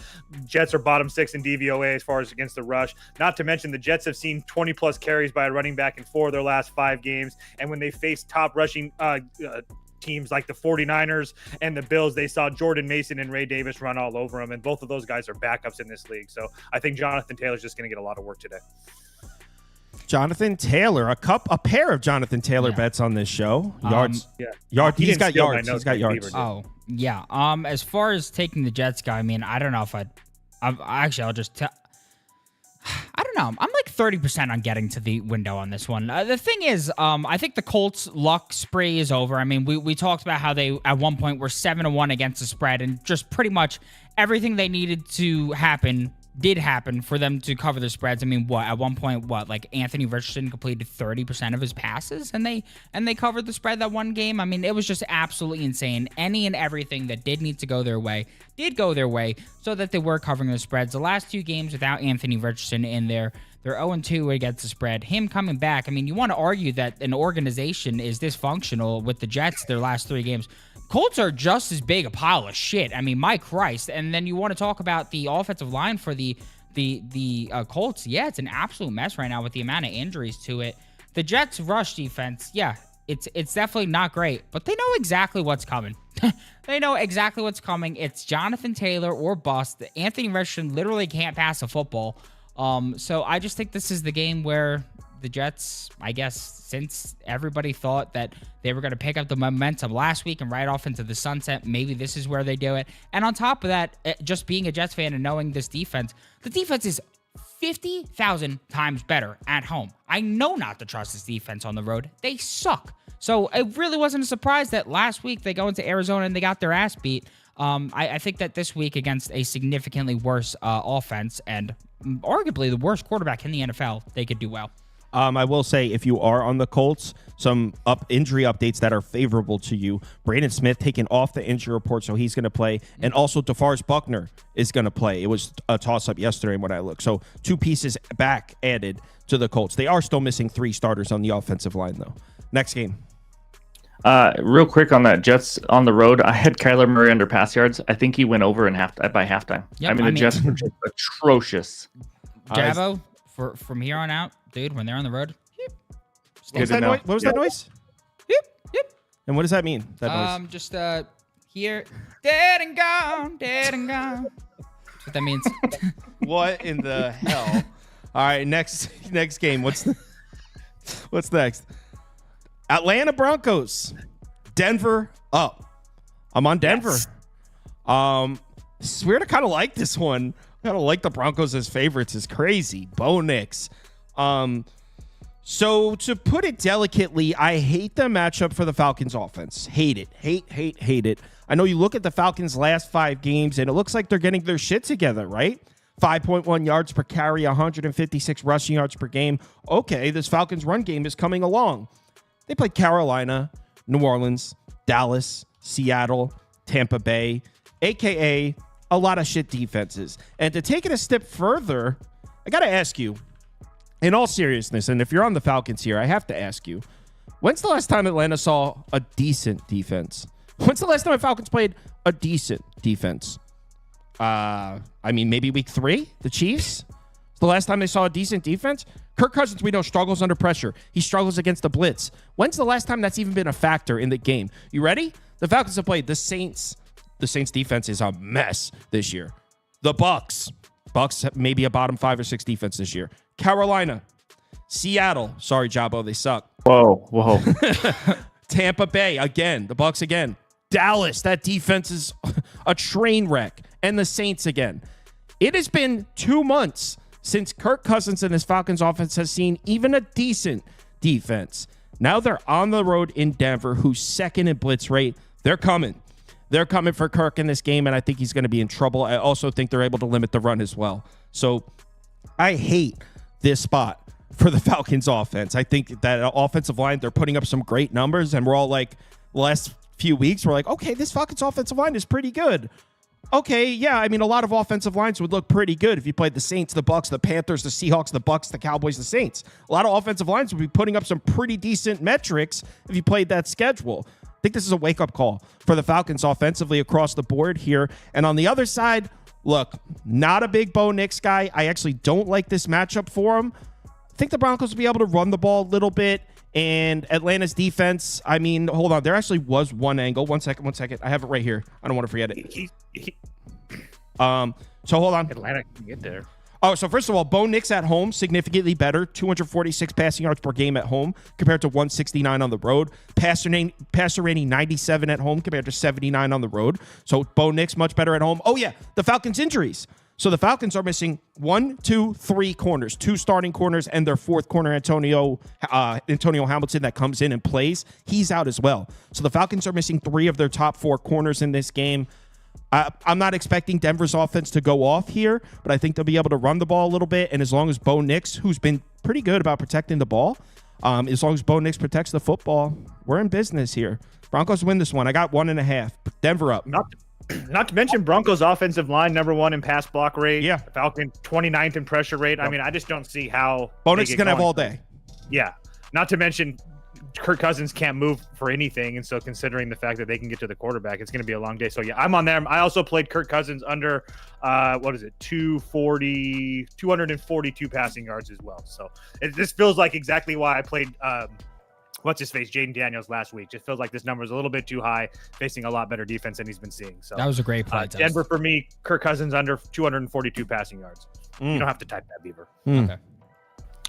Wow, that was good. I'm gonna have to go bet the Broncos, and I like Toast pick too there. I don't think I realized how bad the defenses are that they face lately. Holy crap! It's been since I just look at this. It's been since September, and it was the Chiefs defense, and they only scored 17. Then the Steelers defense, they only scored 10. And I know that was the beginning of the year is a little different, but yeah, it's been pretty easy for their offense. I would definitely lean Broncos based on what I just heard, but I got Bijan Robinson over receiving yards. I think 24.5 is just ridiculously too low. I think they're going to be playing at least in a competitive game, but maybe from behind as well. He's already over this in 7 to 10 games, 4 straight, averaging 36 receiving yards per game. We know he's a very talented running back who can break a lot of tackles. He can go deep, or he can have one big play and go over this. It's not going to take much. He has 20 receptions on 23 targets in his last 4 games. 1+ catch of 16 or more yards in 3 of the last 4, averaging 8 yards per reception now. Last 5 games also has a 16% target share. Again, we only need 25 receiving yards. And then I've talked about this on my video. Sean Payton defenses, they give up a lot of yards to the running back position, and it's holding true again this year. They've given up the 5th most receiving yards to the running back position. Running backs lately to get receiving yards. How about Kareem Hunt, 65, P. Ryan, 37, Miles Sanders, 38, Derrick Henry, 27. There's just a lot of yards to be had, and he's a good receiving back. So I like him to go over, especially with the game script, but I now lean Broncos also based on what I just heard. This is a tough spot for Atlanta, but I will say spot-wise in general, the Broncos, I don't know if you guys are even worried at all, but a tough blocked field goal against the Chiefs, kind of a letdown spot, and that's kind of what, it's just, yeah. Anyways, just want to I had the Broncos money line in that game against the Chiefs, plus 340 or whatever. I was heartbroken. Dean All Profit in the comments said Antonio Hamilton is trash anyway. Maybe, but now that he's out as well, you have Brooks starting at corner for the Falcons. He's an undrafted rookie starting. I just want to say too. Go ahead, Beaver. Go ahead. I think the argument you can make is if Antonio Hamilton is trash, then what is the trash beneath Antonio Hamilton? Mike Rice. And what were you gonna say, Toast? I was just gonna say I forgot. I put $30 on Cortland Sutton anytime touchdowns. Him and Bo Nix seem to be getting a little bit of a relationship. 10 targets over the last 3 games, or each of the last 3 games. And then in the red zone, he leads the team in targets. He has 13 targets, and 5 of those targets have came in the last couple games. So it's like over plus 200. So I threw a couple shingles on that as well. You threw a couple what? Shingles. I use shingles. I also use the SH term. I use schmeckles. Isn't shingles something that you get like shingles as is an a adult? disease. Shingles Okay, is that's what I thought. Shingles is definitely an illness. Shingles, shekels. It's 7 a.m. I threw a few shingles on this. A few chicken pox on it. Yeah. Real quick, also, I do like Bo Nix over completions. Kind of goes with whatever they're saying. The Falcons have given up the highest completion percentage in the entire NFL because they let you just continue to dink and dunk in front of you. So it's like 19.5. So I just something I thought of also. Hey, listen here, you clowns. How about you make these official picks? Okay. I did. How about I speak my official pick? God. Okay, no. Falcons team total under 22.5, -110. To put it very simply, as these people have encompassed already, I hate the match for Kirky boy and for Kirky Cousins. I don't think he's walking into anybody's trap and taking it over today. The Broncos blitz to create pressure at one of the highest rates in league. Second, Kirk significantly worse when blitzed. When he's blitzed, 19th in pass rating compared to 7th when not blitzed. Same with the completion percentage, 22nd when blitzed compared to 4th when not. On top of that, the Broncos run one high at one of the highest rates in the league. Cousins, much worse when against that one high. Also, Cousins, not that good. Cousins has been solid against man coverage, but not good against the specific type of man coverage the Broncos use. The Broncos sit in cover 1 at the 6th highest rate in the league. Against cover 1, 25th in big time throw percentage, 32nd in turnover worthy play percentage. On top of that, the Broncos boast one of the best pass defenses in football. If you look at Kirk Cousins and the Falcons split against these types of defenses, against top 20 defenses in DVOA, which is just basically an average defense, the Falcons are 5-1 to the team total under, averaging just 20 points per game.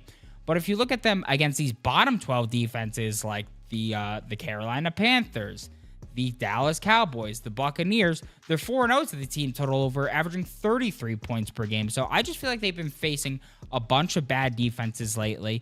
I feel like the one saving grace is if Kirk doesn't have a good offensive performance, that the Falcons' rush offense has been hot lately. Well, the Broncos' rush defense has been excellent all season, and over their last 3 games, they've been on crack. They're only allowing 3.53 yards per carry, a 31 success rate, and negative 0.14 EPA. One of those games was against the Baltimore Ravens. So I feel like everything is working for this team right now, and Kirk Cousins and the boys are coming in here supremely overvalued. Got to take the under. Okay. We can move on to the next game real quick in the comments. Wag says Toast, it's shillings, not shingles. And Yeah, I fucked it up. Okay, leave me alone, a Wag. special shout out to Rich I for clarifying. Shingles is a painful rash. You get vaccinated for it after 50. So thank you, Rich I, for letting us know shingles is in fact a painful rash. Don't give anybody that, Toast. Shingles is a painful rash. My mom had it. It was ugly. Sorry, Mom, if you're watching. But yeah, Wow, you just aired your mom's shingles out to 3,300 people. I'm like, Jesus. Talking about your mom's shingles to 3,300 people is just wild work, man. Next up, Seahawks 49. All right. There are angles for Seattle here. Don't worry. I'm not putting a Seattle graphic beneath my face. It's fine. I'm just saying Can I there's ask a serious question? Yeah. Why did the center retire? Was there a reason? That's a serious question. I was just done. I was going to say ask Steve. No, I've looked at articles. There was not really a reason. I think he realized. I was just making sure because I couldn't figure it out either, and I wasn't trying to make a joke. I just honestly couldn't figure it out. No, it was weird. It was Tony Bennett style. It was weird. Ooh. Steve, I'm passing the mic to you. This is your beloved Seahawks. You've been very vocal about going to the playoffs, making a playoff run this year. That's sarcastic. He has not been vocal about that. I am so sick of being a Seattle sports fan. What am I looking forward to? Am I looking forward to the Sonics that are now the #1 team in the NBA in freaking Oklahoma City? I told you, you got Mitch Haniger back. You're good. It's all good. Or what Toast said, that we have Mitch Haniger back when we're on a payroll deduction in Seattle. We're the only team that has never been to a World Series. This Seahawks team is a mess. Our linebacking crew is a mess. We traded a guy. We released the linebacker who's pissed about it. The whole team is a mess. And then the 49ers come into town, or we go to San Francisco, and they are our daddies. I mean, they absolutely own us. It's disgusting. My best bet in this game, you could take the -6.5, but I'm taking them as a first leg of a teaser, -0.5. All they got to do is win it. We'll talk about the second leg here in a little bit. It's a 6-point teaser. Geno 0-5 versus San Fran. Purdy, a perfect 4-0. Hawks have lost by 12, 18, 18, 7, and 20 in the last 5 games against the 49ers. They just beat us by 12 earlier this season, and it wasn't really that close. In that game, though, the Seahawks actually had the highest quarterback pressure rate they've had all season, and it didn't matter. They had 0 sacks, ended with 4 quarterback hits, and Purdy threw 3 touchdowns and a ton of yards. The 49ers had almost 500 yards of offense. Now we see Christian McCaffrey. Hawks defense, like I said, Ty Dotson was the one that was released, and he's pretty pissed about it because he thought he was playing well. He wasn't playing that well, but they also traded Jerome Baker. Seahawks are terrible on any aspect you want. 26th versus the run, 20th versus the pass. You can beat us through the air, on the ground. We don't discriminate. We let it happen no matter what. It's just atrocious. Geno Smith is making terrible decisions. 11 touchdowns, 10 picks. He is struggling in the red zone. He had 2 picks last time against San Fran, if you want to do a little interception one. Seahawks have allowed the second most red zone attempts per game. I was expecting a little more. I was not expecting a Super Bowl. I was expecting a little bit more this year. But DK Metcalf is back. It's a huge part of their offense. It does help their offense big time. But I mean, geez, I just need him to win in a teaser. So if you want, like you said, if you can get it under 7, I still like the 49ers. But yeah, this is the 49ers teaser, and I need to move and find a new team. Oh my God. All right, here's why. I'm so mad. Here's why I can't bet the 49ers. There's just some seriously concerning trends and angles here. Number one, the 49ers have been the opposite of profitable. If you've been betting the 49ers, you are taking a bath. You're getting rinsed. The 49ers are 4-9 against the number in their last 13, 3-9 against the number in their last 12 home games. So again, if you've been betting the 49ers, you are not okay. You are not doing well. Number two, the Seattle Seahawks, despite not being a profitable team to bet on, they've actually been profitable on the road. Dating back to last season, 6-4-2 against the number in their last 12 on the road. At home, 4-9-1. So they've been much more profitable on the road. They've been terrible at home. Brock Purdy has been pretty awful at home. He's been much better on the road. Brock Purdy on the road this year, 9 touchdowns, 1 interception, a 120 passer rating. At home, 3 touchdowns, 6 interceptions, a 76 passer rating. Brock Purdy's been pretty terrible in San Francisco. And yes, believe it or not, the Seahawks offense average over 28 points per game in their road games. They've been better on the road as well. So that's why you can't take San Francisco, but they own Seattle and Geno Smith. I will never, ever, I consider myself to be somewhat objective and I think I'm pretty good at keeping an objective eye on things when I lose bets and get frustrated. I will never unsee those Geno Smith red zone picks against the Rams. I will never unsee them, and it's just the kind of thing I'll never forgive him for. He's terrible against San Francisco. He has terrible career numbers against 49ers. The 49ers have beaten Seattle 6 times in a row. 6 in a row. 5-1 against the number in that span. Can't bet the 49ers because betting the 49ers doesn't make you money. Can't bet the Seahawks because betting the Seahawks against the 49ers doesn't make you money. We're stuck in a conundrum here. This is a straight pass. I guess 49ers are pass. 49ers have also won that many straight by 7 or more points as well. So, Toast. Seahawks plus 6.5. This is just a fantastic spot for the Seahawks. You got a team that's finally getting healthy, coming off a bye, catching a fat and happy San Francisco team. They got their boy Christian McCaffrey back. They had to fly across the country and get like a kind of a lucky win against Tampa Bay. They had to fight off the fighting Baker Mayfields. Now they're flying back across the country against a healthy Seattle team. Not to mention the Seahawks are coming off a bye and consecutive losses at home in the wild card era. That's only happened 18 times. Those teams the next week, 12-5-1 ATS. I think the Seahawks keep this game close. Give me the Seahawks plus 6.5. Prop, Beaver? I ain't got jack shit. Next game. Next. All right. Touchdown scorer song. Let's hit it. Anytime, touching it down, scoring and running around. It's the anytime, touchdown scoring. Anytime you need touchdown. Yeah. All right. So, I guess we could start with the touchdown scorer parlay. This is just a bet for fun for me. Prop Beaver actually has a touchdown scorer that he likes. I actually don't. I just have a regular receiving yards over. You said you had a touchdown scorer. I thought about making it the TD, but I like his yards better. So Ida Schmitza? Stop teasing us. He said, I swear he said that. I'm not making Ida that Schmitza. up. Ida Schmitza. He says, my graphic's in there. Keep scrolling. Jesus. All right. It's in. I put it in there. All right. Scroll back to the Browns. Maybe it's in there. I don't know. Anyway. So. Maybe it's not. I swear it's in there, though. All right, whatever.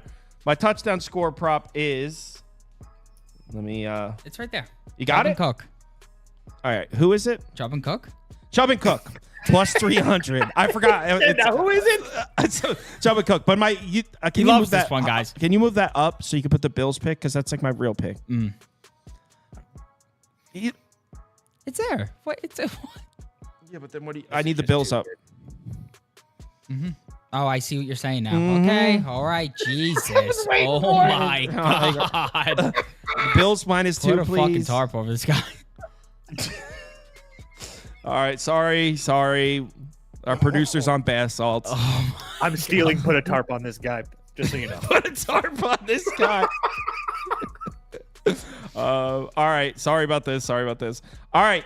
I am on the Buffalo Bills. I know. Everyone hates it. And I'll go ahead and put the poll up too when you get a second so that we can see everyone go and check your Chiefs boxes. I was on the Chiefs with you guys against the 49ers. So I'm not a fade Mahomes as an underdog or anything like that. I get it. He wins a lot as an underdog. In fact, I believe it's 13-3-1 against the number as an underdog since 2018. I think it's actually 11-0-1 as a road underdog. Yes, it's been extremely profitable. But this line should be 3 based on the matchup. The Chiefs haven't been able to run the ball at all, and that's how you beat this Bills team is you run the football. And the Bills run defense, it's been okay. It's actually been probably slightly above average. Chiefs haven't been running the ball at all. And the last 2 times Kansas City came into Buffalo, they did it via the run. They were able to run the ball. In 2024, just about 10 months ago, it was Pacheco, had a huge game against Buffalo. In 2020, which is the previous time when Mahomes came into Buffalo, it was Clyde Edwards-Helaire.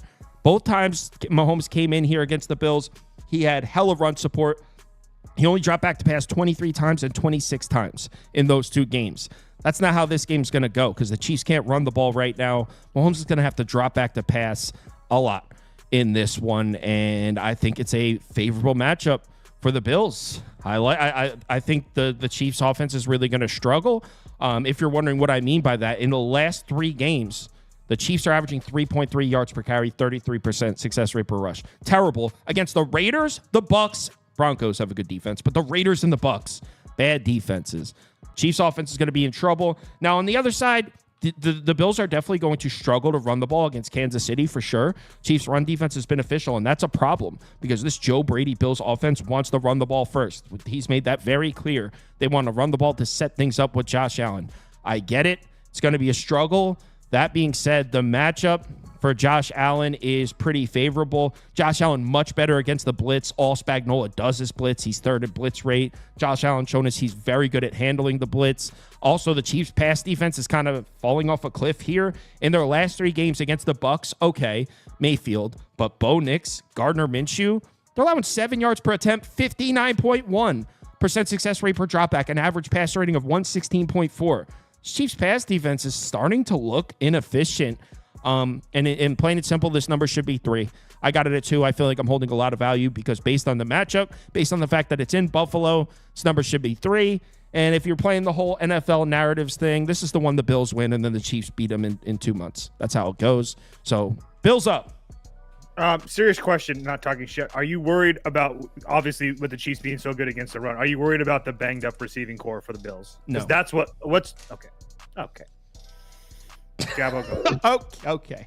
Any other questions? Jeez. No, Thanks for because your it's input. Any other ridiculous. stupid questions? He's just, No, I'm just I kidding. can't. I can't even handle this show right now. Steve, are you with me? Well, my best bet is the second leg of a teaser, Chiefs +8, but I think we can both win here because I think they keep it close. I don't know if I'm fully with you, but everything you described sounds like an under. Also, under 46. I don't know if you bet that or not, but because you pretty much just explained how these offenses could struggle. But here's a crazy stat, guys. The Chiefs as underdogs in a teaser, 21-0. Never lost. I saw that yesterday too.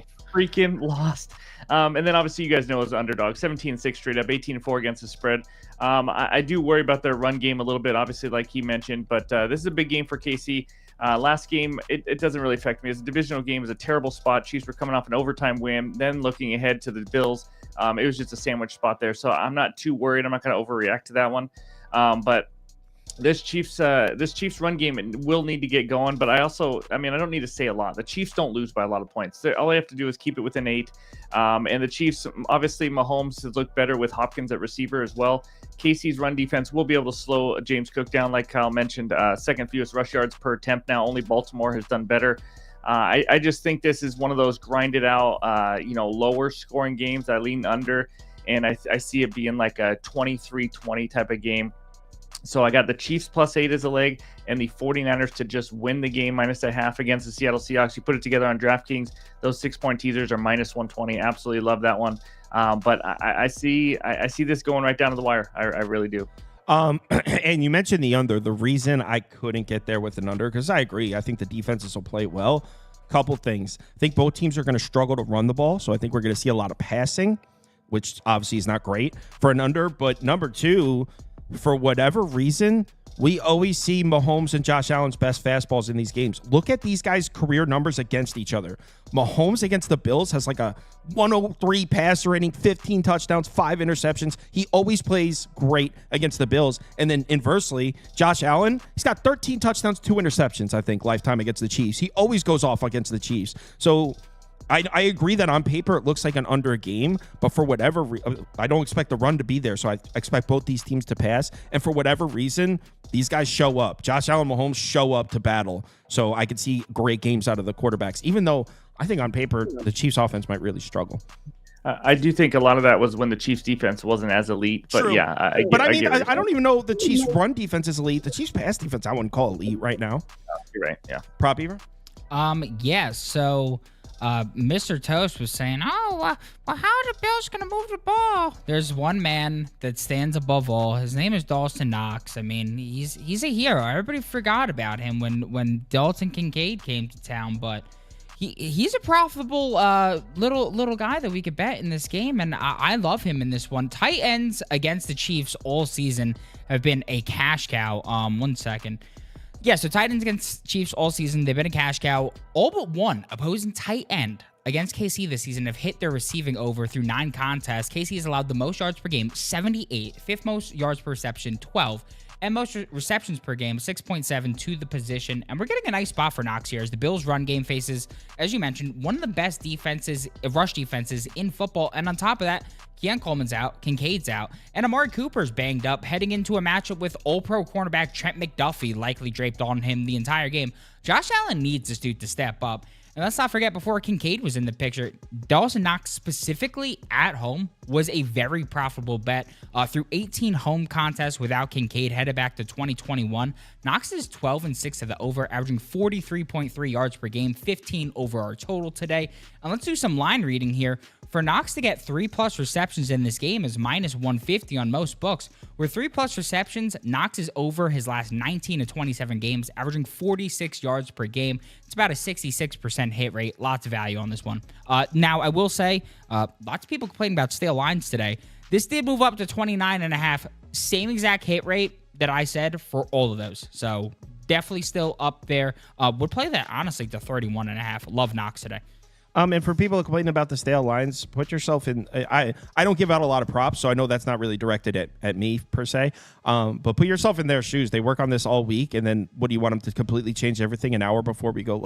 It's a tough spot. Like you put a lot of work into the bets, and then the line moves, and it's like shit. Tough market. It is tough. We're going live in 72 minutes. Like, am I gonna go find a new one? Like, it's hard. Yeah. Toast. I ended up passing on the side. I saw the same thing that Jabo saw was with the Chiefs in the teaser. So I did the Chiefs, Steelers, and Dolphins in a teaser. But I really can't pick a side. I think it's going to be a coin flip. If I had to, I would continue to play the Chiefs as a dog just because they continue to pay out every time I bet them. But I respect you too much right now to go against you. As you should. Next. You should bow down to me as such. Next up, Sunday Night Football. So I wanted to say something about, because obviously I'm sure a lot of you watched the video I posted and you guys know what my bets are in this game. I have 3 bets. There might be a little bit of just having fun. So my bets, Prop Beaver, actually get the poll up first. Okay. But I have 3 of them, so you'll have to organize the graphics where you can get 3 up. So I took the over 47.5, the Cincinnati team total over 23.5, the Chargers team total over 23.5. So I'm going to say that again so Prop Beaver gets them up. There should be graphics there for all 3. I think Andy did them. So bet 1 is the over. You can put that that's like the main one, I guess. Yeah. So it's the over. Yeah. The Cincinnati team total over. The Chargers team total over. And again, it's Sunday Night Football. Maybe just having some fun. If this was just a 1 p.m. game, I probably would just be taking the over and call it. But the reason I like the over is, you remember at the beginning of the season where the Chargers came out running the ball? After the first couple weeks, they were averaging like 200 rushing yards per game, over 5 yards per carry, and we were all like, oh shit, Harbaugh coming out running the football. This Chargers team's going to be a rushing team. We were all in on this new Chargers rushing attack and all that. Well, that's long gone, by the way. In the last 7 games, 7 games, they're averaging 3.6 yards per carry, 30.2% success rate per rush. So the Chargers rushing attack, it's gone. It's dead. It's been dead for damn near 2 months now. But Justin Herbert has arrived, and he's starting to look like 2020, 2021 Justin Herbert. He's playing really well against a Bengals defense that might not have Hendrickson. Let me see an update on that. He hadn't practiced all week. Let me just see if anything's been updated on that. Hendrickson still listed as questionable. He hasn't practiced all week. I'm cool. This bet isn't contingent on Hendrickson. I'm cool with or without Hendrickson. But if Hendrickson doesn't play, we're talking about a red-hot Justin Herbert who's had 4 consecutive good games against a Bengals defense that has literally no pass rush. And without Hendrickson, they have literally no pass rush. He's going to have all day to throw. Dax Hill still hurt for the Bengals out of that secondary. Justin Herbert should have a huge day throwing the ball here at home in L.A. And on the other side of the ball, I mean, we got Joe Burrow. I know that on the other side of the ball, this one might be a tougher pill to swallow for everybody because people have fallen in love with this Chargers. Actually, we're pulling on the Bengals. So I guess everyone likes Cincinnati. So I guess this is weird. People the will Chargers always love Joe Cool. are 5th in yards per pass attempt allowed and 1st in success rate per dropback. On paper, they've been one of the best pass defenses in the NFL. But you ready for the quarterbacks the Chargers have seen? This is actually hilarious. So these are the quarterbacks the Chargers have played so far this year. Gardner Minshew, Bryce Young, Justin Fields, Bo Nix, Spencer Rattler, Jameis Winston, Will Levis.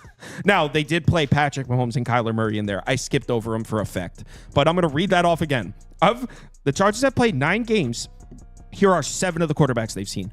Gardner Minshew, Bryce Young, Justin Fields, Bo Nix, Spencer Rattler, Jameis Winston, Will Levis.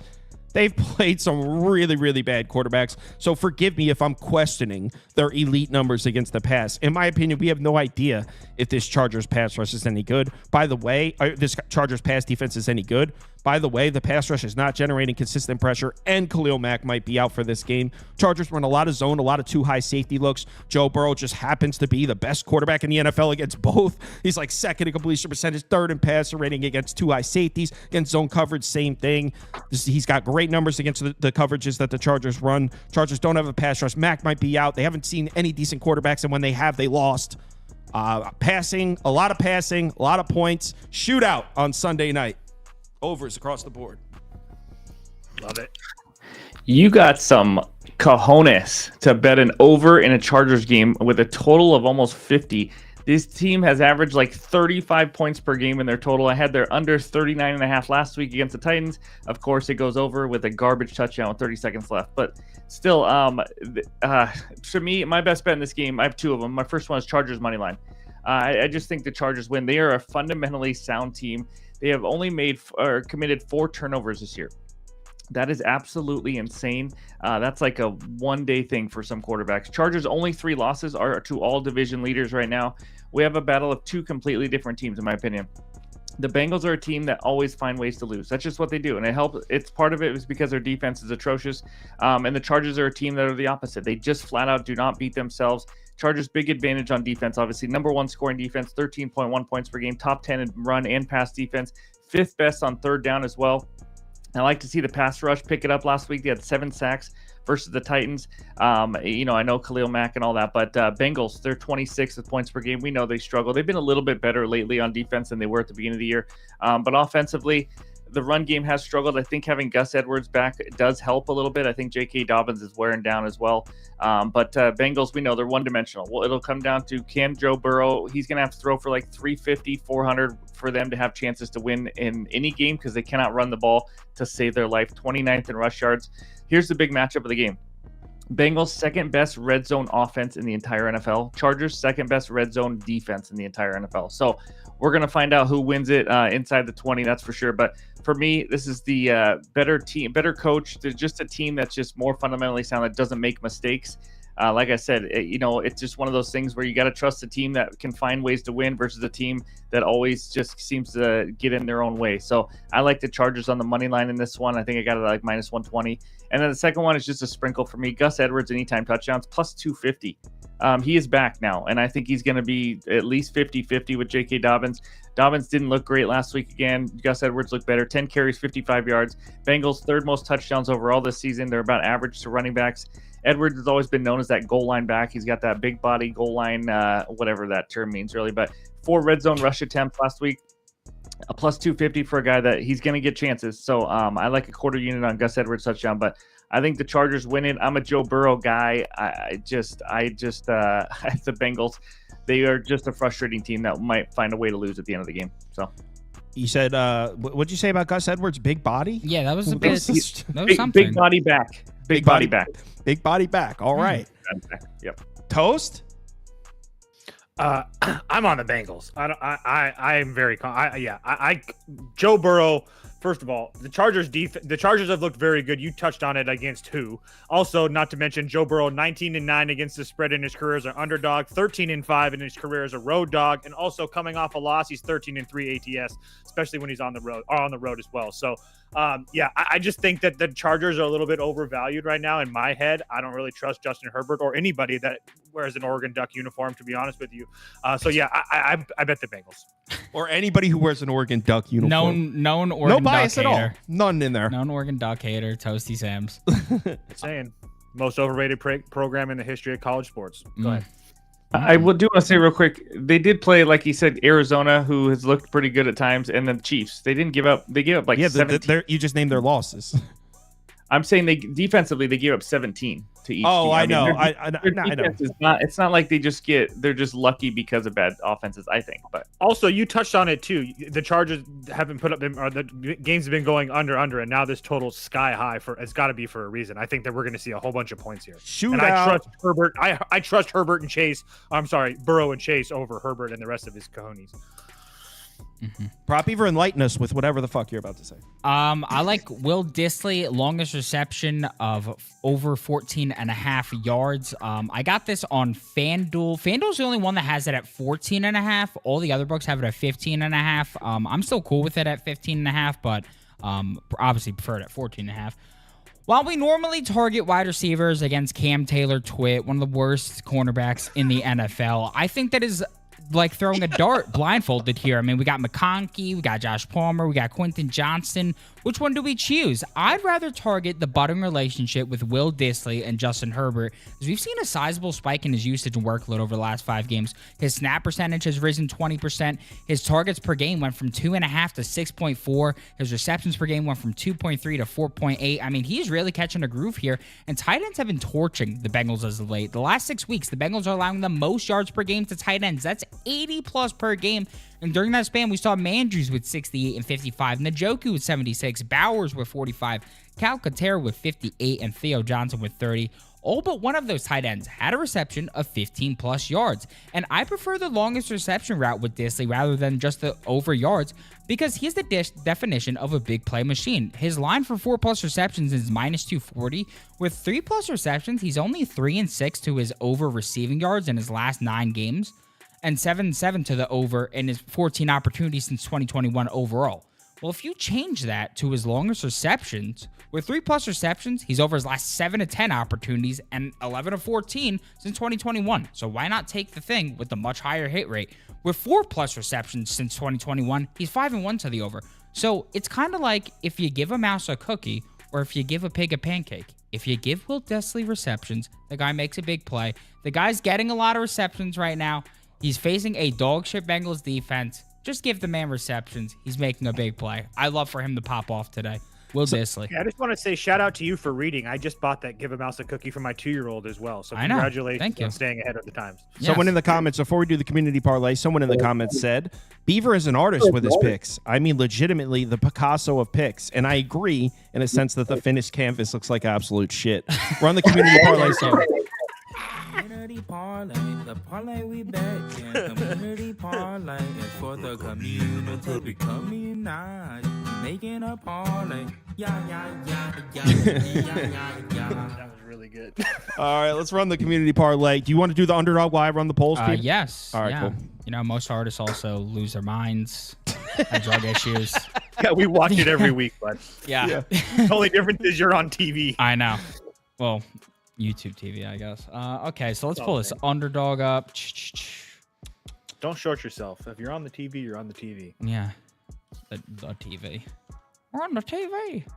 And do pigs love pancakes or something? Yeah, at least according to Yeah, that one according to book. the book. No. It's a whole series of books. Clearly, I need that book. Okay. It's a banger, dude. You gotta read it. It is a banger. Okay, so for our underdog today, we got a 3-piece. We got Caleb Williams higher than 18.5 completions, Hunter Henry higher than 38.5 receiving yards, and then Mr. Dissly higher than 15.5 longest reception of the day. Those are our 3 underdog pieces for today. If you don't like one of those picks and would like to replace it, well, then all you would need is for Aaron Rodgers to get higher than a half total yard. That is for underdog new customers. If you'd like to become one, you can in one of these yellow states right here on the map. You would just sign up with the promo code BET, B-E-T, B-E-T. Those are 3 letters. 3 letters. 3 letters. First leg of the community parlay is the Detroit Lions money line. A real heater there. Also, Beaver, I forgot to tell you, we do have in Alaska now, if you give a moose a muffin. I don't know if you've caught that one. Wow. It's a pretty good one. These are books for the clinically depressed. Are these kid books? Same Yeah, thing. they are kid books. People with kids, clinically depressed, synonyms. Beaver has no children. He just likes to stay up on his reading. These are Okay, just, that's why I was confused. He doesn't These are have just what I children. I don't read. understand why he's reading. Okay, I need Yeah, children. that's books. a good question. Why do you have that book? no. I mean, I just when I read it growing. My mom read it to me. Oh, okay. When I was a wee you boy. remember it? Because you're Mike Ross? I do have a Mike Ross-esque memory, I must say. God, I love that show. Show sucks. Oh, we're in season 7 and it's heinous, dude. Dude, don't watch past season like 4. It gets so Oh yeah, I haven't watched the older one or the newer one. it's so bad that we put it on while we're working and we openly laugh out I'm loud. like keeling over laughing. Yeah, it reminds me of Prison Break. It's like after like the first 7 episodes, it's kind of like all the same episode over and over. What show? Prison Suits. Break. Well, we're talking about Suits. I know. Oh, I'm just saying I've it seen reminds me some- of Prison yeah. Break. Is Yeah. it bad after season 4, Suits? We watched Yeah. like. Well, season 4 starts to dip, and then once you get, we were watching season 7, like literally, like 2 days ago, when we were in the office working, and we were openly laughing out loud. Like, what the fuck is this storyline? Like, it gets so so first it gets bad, but if you muscle your way through the bed, it gets gets so good bad bad. that it's actually good. Yeah. You have to muscle your way through a season of bad, which is it's tough. A lot of people don't see how the hilariously bad part Yeah. because they quit when it gets bad. Muscle through it because it gets so bad. Then you're just like, what? Like, wait, hold on. Donna's the COO? Is she? No, she's wait, an no, she's assistant. not. Yeah, they make Donna COO of the firm. Louis Litt becomes managing partner. It's like, it's the worst. It's the worst thing ever. The Louis worst Litt run was a firm. great character when he was like sporadically in there. That was like perfect. Well, in the beginning, they made the first season. Louis Litt was like a badass, and then they made him like weird. Jets, Broncos, Bengals. Let's see who the fourth and final leg. Jets, Broncos, Bengals. What is the fourth and final leg of the community parlay? Show went off the rails. I mean, me and Kyle have been hypothesizing that they started experimenting with hardcore drugs in the later seasons of the Writer Room. I think they were trying to get canceled because they legitimately didn't want to write any more seasons of Suits, but they kept getting signed on for another season. So like, let's just write the script so insane that people stop watching and we can finally move on to a different project. And be like, nope, you're signed on for season 8 because the plot gets so crazy. This is a betting show. For some actionable info, I will say for college basketball, if anybody happens to be in that market today, really like Boise State -3.5 against Clemson. Hate the travel spot for Clemson. Boise State's also played a much better schedule, and they lost to San Francisco. Shot quality had them winning that game, while Clemson's playing teams like Charleston Southern, St. Francis, Eastern Kentucky. They're all terrible. Broncos get revenge for last year. They win easy. Sorry, Andy. Packers, 49ers, Lions, and Broncos. Those odds are as follows. Plus 271. I want to check. Oh, okay. You're not a shopper, okay, Beaver? Plus 265. Put plus 271. Plus 271. Thanks for getting us worse odds. you fucking The dick. community parlay is Packers, 49ers, Lions, Broncos, plus 271. Thanks, everyone, for watching. Go enjoy your Sunday. Please bet responsibly. Hit me up in the Discord if you need me. We're back tomorrow.